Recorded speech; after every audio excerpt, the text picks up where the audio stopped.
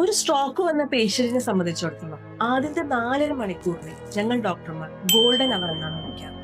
ഒരു patient ഡെത്തിലോട്ടോ complete of partial പാരാലിസിലോട്ടോ അല്ലെങ്കിൽ normal ആയിട്ടുള്ള റുട്ടീൻ ലൈഫിലോട്ടോ തിരിച്ചു പോകുന്നത് എന്ന് ഈ 4.5 മണിക്കൂറാണ് ഡിസൈഡ് ചെയ്യുന്നത്. ഹായ്, ഞാൻ ഡോക്ടർ ഫൗസ്ഫർ, നിങ്ങളുടെ റേഡിയോളജിസ്റ്റ്. ഇത്തരം സാഹചര്യങ്ങളിൽ സാധാരണ ലേമാന് മനസ്സിലാവാൻ വേണ്ടി ഞങ്ങൾ ഡോക്ടർമാർ യൂസ് ചെയ്യുന്ന ഒരു ന്യൂമോണിക്സ് ഉണ്ട്, ബി ഫാസ്റ്റ്.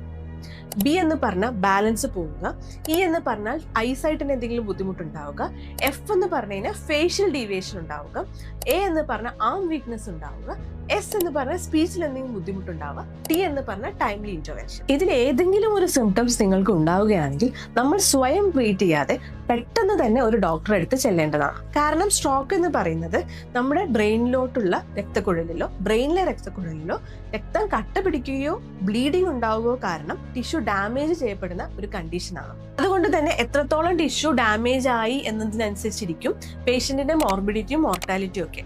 അതുകൊണ്ട് തന്നെ എത്രയും പെട്ടെന്ന് CT MRI എടുത്ത് പേഷ്യന്റ് സ്ട്രോക്കിന്റെ കാരണം ഐഡന്റിഫൈ ചെയ്യുകയും അതിനനുസരിച്ചുള്ള ട്രീറ്റ്മെന്റ് കൊടുക്കുകയും ചെയ്തു കഴിഞ്ഞാൽ പേഷ്യന്റ് പെട്ടെന്ന് തന്നെ നോർമൽ ലൈഫിലോട്ട് കൊണ്ടുവരാനായിട്ട് നമുക്ക് സാധിക്കും.